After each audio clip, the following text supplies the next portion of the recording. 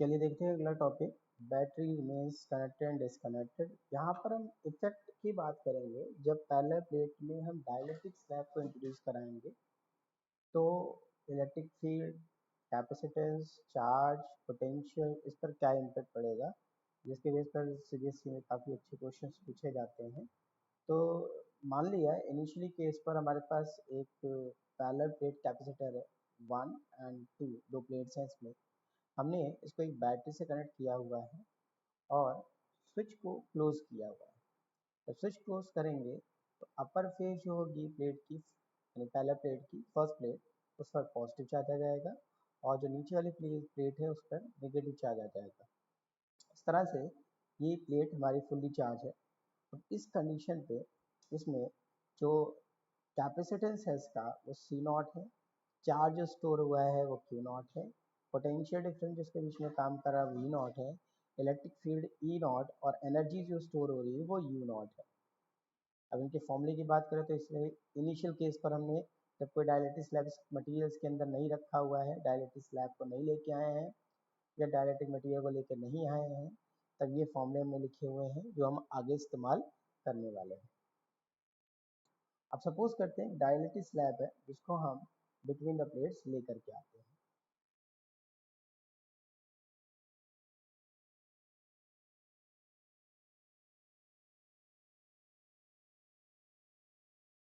ये dielectric slab है जिसकी थिकनेस प्लेट की जो सेपरेशन है उसके बराबर है, यानी डी और टी दोनों बराबर है। जब इसको लेके आते हैं और इसमें हम दो केस लगाएंगे कि पहले केस पर इसको जब हम इंट्रोड्यूस कर रहे हैं तो बैटरी कनेक्टेड है, दूसरा केस होगा जब बैटरी डिसकनेक्टेड होगी और डायलेक्ट्रिक स्लैब को इंट्रोड्यूस करा रहे होंगे। तो पहले केस की बात करते हैं जब बैटरी हमारी डिसकनेक्टेड है, सॉरी कनेक्टेड है। तो बैटरी हमारी कनेक्टेड है तो यहाँ पर पोटेंशियल, कैपेसिटेंस, इलेक्ट्रिक फील्ड और एनर्जी पर क्या इम्पेक्ट पड़ेगा। सबसे पहले पॉइंट की बात करते हैं यहाँ पर कि कैपेसिटेंस पर क्या इम्पेक्ट पड़ेगा, ऑन कैपेसिटेंस, ये पॉइंट बोल देते हैं इसको कैपेसिटेंस।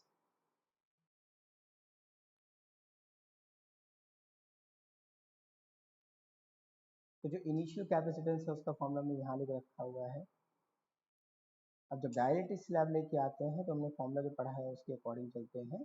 तो वो फॉर्मूला होता है C equal to K A epsilon naught by D. अब अगर हम ध्यान से देखें तो यहाँ पे A epsilon naught D C naught की वैल्यू है, इसका मतलब C इक्वल टू के सी नॉट। दैट मीन्स कि अगर के की वैल्यू 1 से बड़ी होगी जो जनरली होती है तो C की वैल्यू सी नॉट से बड़ी होगी। इसका मतलब जो डाइलेक्ट्रिक स्लैब है उसको जब इंट्रोड्यूस कराएंगे और बैटरी कनेक्टेड है तो कैपेसिटेंस की वैल्यू इंक्रीज करेगी।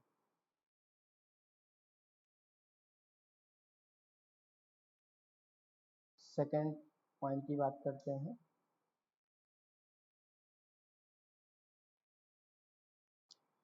तो सेकेंड पॉइंट से हम निकालेंगे पोटेंशियल।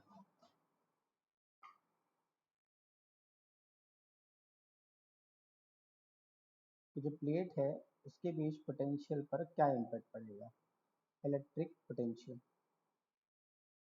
क्योंकि बैटरी हमारी यहाँ रिमेन्स कनेक्टेड है तो जितना पोटेंशियल डिफरेंस हमने इस बैटरी के थ्रू अप्लाई किया था वो अभी भी काम कर रहा है। इसका मतलब इनिशियल पोटेंशियल डिफरेंस और डायलेक्ट्रिक स्लैब इंट्रोड्यूस करने के बाद पोटेंशियल डिफरेंस दोनों सेम है। That means V equal to V naught. तो पोटेंशियल डिफरेंस जो प्लेट के बीच बिफोर डायलेक्ट्रिक था वो डायलेक्ट्रिक स्लैब इंट्रोड्यूस करने के बाद भी कांस्टेंट रहेगा। इसका मतलब है इस वी नॉट की वैल्यू में कोई चेंजमेंट नहीं आएगा, वी और वी नॉट की वैल्यू क्या रहेगी, सेम रहेगी। तो कैपेसिटेंस इंक्रीज हुआ, पोटेंशियल हमारा सेम रहा।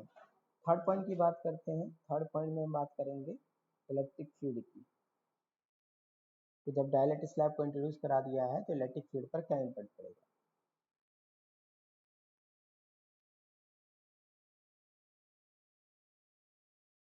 इलेक्ट्रिक फील्ड, तो इलेक्ट्रिक फील्ड का फॉर्मूला अगर पोटेंशियल के टर्म में हम लेके चले तो हमारा फॉर्मूला होता है E equal to V by D. As हमने यहाँ पे निकाला है जो V है वो V नॉट के बराबर है। so we can write V naught by D. अब क्योंकि E V by D के बराबर है तो V naught by D E naught के बराबर होगा, तो हम यहाँ पर लिख सकते हैं E इक्वल टू, इसकी जगह पर आ जाएगा E naught, E equal to E naught, यानी इलेक्ट्रिक फील्ड भी रिमेन्स कांस्टेंट रहेगी, remains same potential and remains same electric field.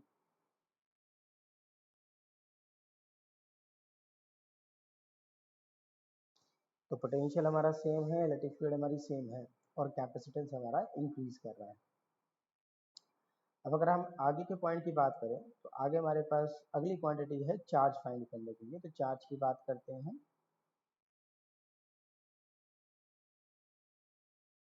Charge, जब डायलेक्ट्रिक स्लैब इंट्रोड्यूस नहीं किया था और बैटरी से कनेक्ट किया था, उस कंडीशन पे जो चार्ज है वो हमारा Q नॉट है। We can write it in the term of potential and capacitance C naught V naught. अब जब डायलेक्ट्रिक स्लैब को इंट्रोड्यूस कर दिया तो यही फॉर्मूला हम मान लेंगे Q equal to C B. यहाँ पर Q charge after introduction of dielectric है, C capacitance after introduction of dielectric है, and V not is the potential difference after introduction of dielectric material between the plates. अब अगर हम बात करें तो अभी पीछे फॉर्मूला पढ़ा हमने, जो C है वो हमारा K C नॉट है और V नॉट के बराबर है। यहाँ पर देखें तो हमने लिखा है Q naught equal to C naught V naught, यानी इतने की जगह पे आ जाएगा हमारा Q नॉट, तो K equal to Q equal to K Q naught. यहाँ से अगर हम K की वैल्यू को देखें, अगर K की वैल्यू 1 से बड़ी है तो Q की जो वैल्यू है वो Q नॉट से बड़ी होगी, यानी डाइलेक्ट्रिक स्लैब इंट्रोड्यूस करने के बाद और बैटरी कनेक्टेड है, चार्ज की वैल्यू भी क्या करेगी, इंक्रीज करेगी।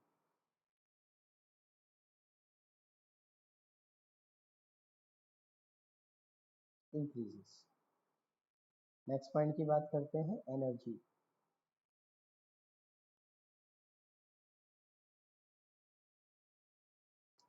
तो एनर्जी के फॉर्मूले को लिख लेते हैं। एनर्जी इनिशियल अगर हम लिखें तो E naught equal to 1/2 C naught V naught square, this is the initial energy as we have written in this, which is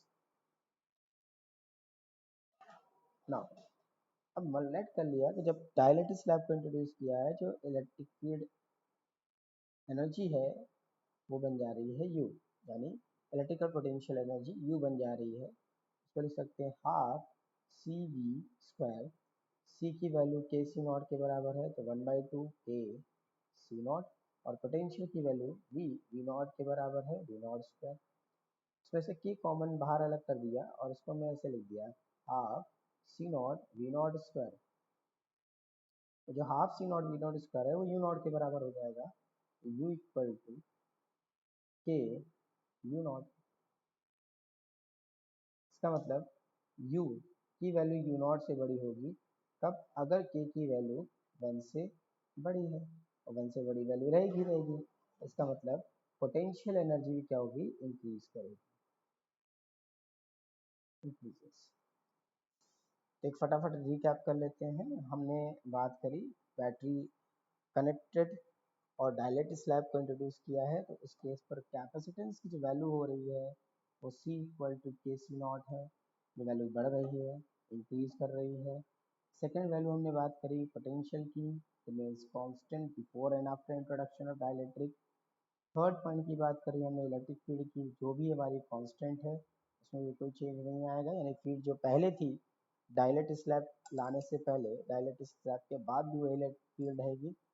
fourth point की बात करें तो फोर्थ पॉइंट हमने निकाला चार्ज, जो था के क्यू इक्वल टू के क्यू नॉट, चार्ज की वैल्यू भी इंक्रीज करेगी, और एनर्जी की वैल्यू जो निकल के आई वो है you equal to K U not, और ये वैल्यू भी क्या हो रही है, इंक्रीज कर रही है।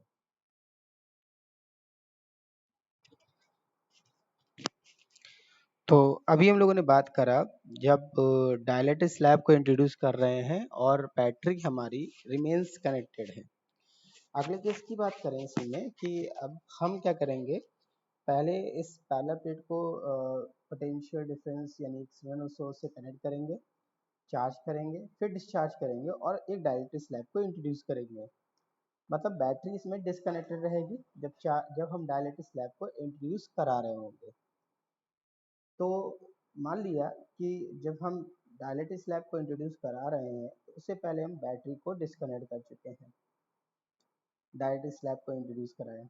अब हम चेक करेंगे कि capacitance, potential, charge, electric field और एनर्जी पर क्या इम्पैक्ट पड़ेगा। तो पहले पॉइंट की बात करते हैं कैपेसिटेंस की।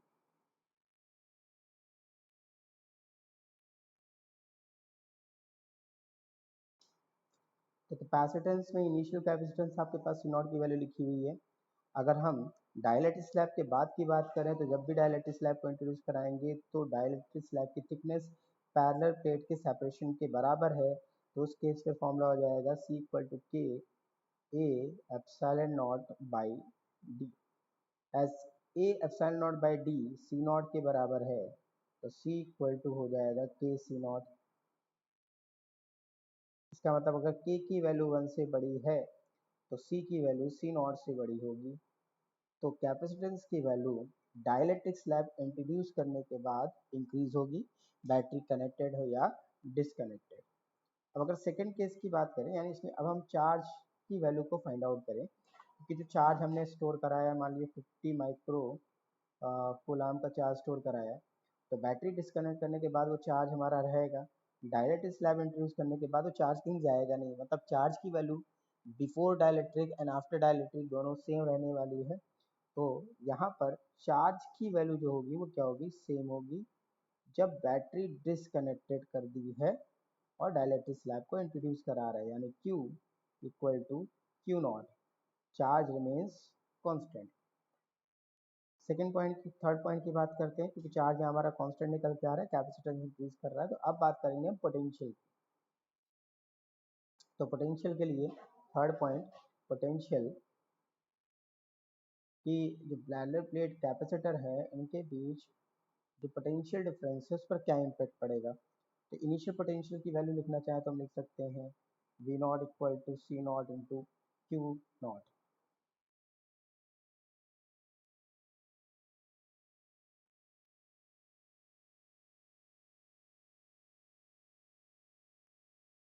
तो इनिशियल पोटेंशियल की वैल्यू हम लिख सकते हैं according to formula C equal to Q by V. तो V equal to Q not by C not. Q not की वैल्यू अगर हम लिखें तो क्यू नॉट क्यू के बराबर है। इस केस पर हम जब डायलेक्ट स्लैब को इंट्रोड्यूस कर दे रहे हैं तो पोटेंशियल हमारा जो हो जाएगा Q by C. In the place of Q we can write Q naught and in the place of C we can write K C naught। 1 by K को अलग किया तो इसको लिख सकते हैं Q not by C not, क्योंकि जो Q नॉट और C नॉट है डिवाइड में ये V नॉट के बराबर है तो हम लिख सकते हैं V equal to V naught by K।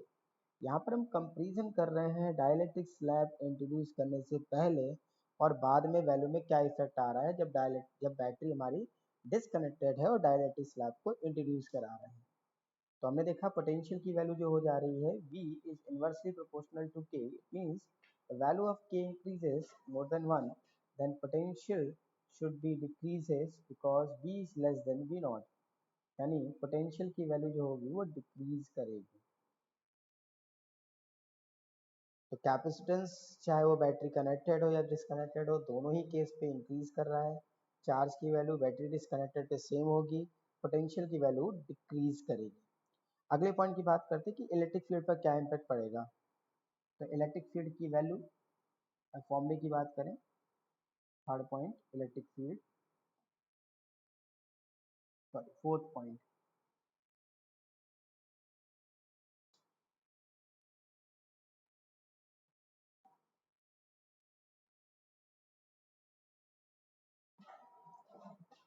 Electric field.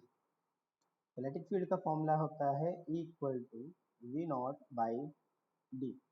और इनिशियल अगर इलेक्ट्रिक फील्ड बिफोर डाइलेक्ट्रिक की बात करें तो हो जाएगा E not equal to V not by D. यहाँ पर वी नॉट क्योंकि हम फाइनल की वैल्यू की बात कर रहे थे, ये हो जाएगा V by D. V not E की जगह पर हम लिख सकते हैं जैसा हमने पीछे निकाला, that is V not by के।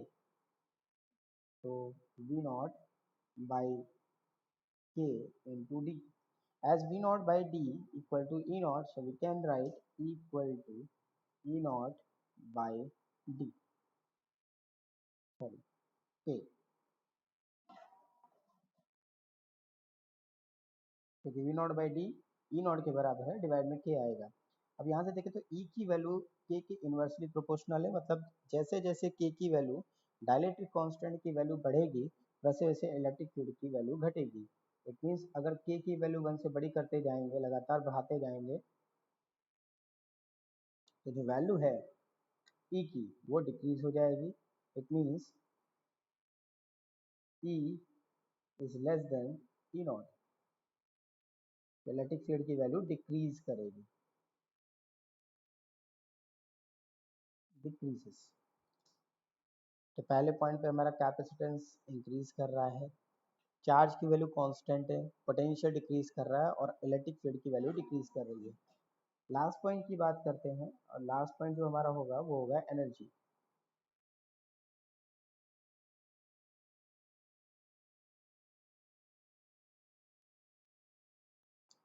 एनर्जी, जब डायलेक्ट्रिक स्लैब को इंट्रोड्यूस नहीं किया, बैटरी से कनेक्ट किया, तो एनर्जी जो स्टोर हो जाएगा वो U naught half C naught V naught square के बराबर है। अब जब बैटरी डिस्कनेक्ट किया है और बैटरी डिस्कनेक्ट किया है और डायलेक्ट्रिक स्लैब को इंट्रोड्यूस किया है, तब जो वैल्यू है वो u equal to half C V square के बराबर हो जाएगी। Then u equal to 1/2, and c की वैल्यू लिख सकते हैं के सी नॉट, और v की वैल्यू लिख सकते हैं V naught square by K square. K square से एक के हमारा कैंसिल हो जाएगा, तो we can write 1/k 1/2 C naught V naught square. ये जो वैल्यू है वो u नॉट के बराबर हो जाएगी, सो u upon k, that is u not by k। अब u जो है इन्वर्सली प्रोपोर्शनल है डाइलेक्ट्रिक कांस्टेंट के, इसका मतलब कि जो वैल्यू है u की वो डिक्रीज करेगी as you increase the dielectric constant. तो जब बैटरी डिसकनेक्टेड है तो उस केस पर हमारा कैपेसिटेंस इंक्रीज कर रहा है, चार्ज रिमेन्स कांस्टेंट, पोटेंशियल की वैल्यू डिक्रीज कर रही है और इलेक्ट्रिक फील्ड की वैल्यू डिक्रीज कर रही है,